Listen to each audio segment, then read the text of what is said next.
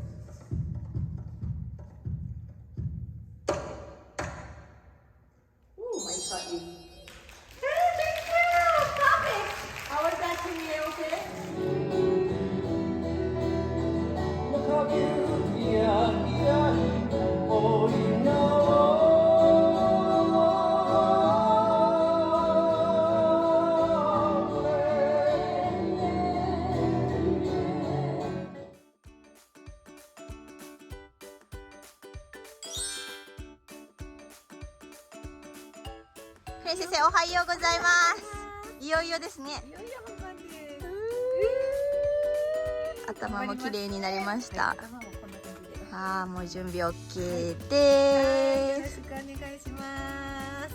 昨日のリハはいかがでしたか？もう素晴らしかったね。生のバンドのクオリティがすごくて、もうザリー先生も感動しまくりだったよね。そうやっぱり生で踊るってこんなにパワーがあるんだと思って、リハーサルからもう仕上がってる感じがしましたね。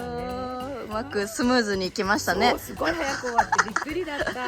今日も行きますね。はい、ありがとうございます。おはようございます。今日もよろしくお願いします。お願いします。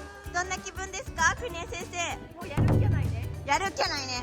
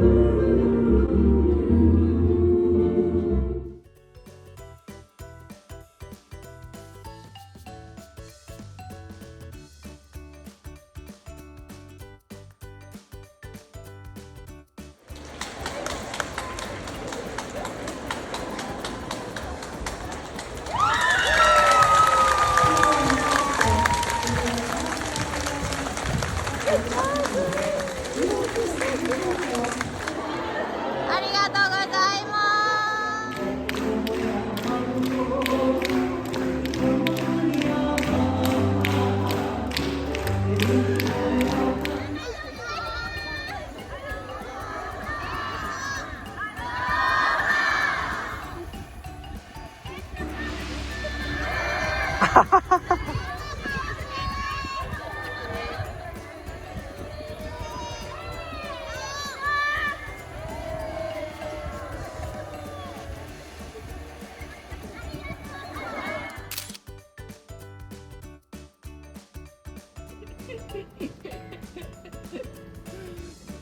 ちょっと気力が持ちませんでした。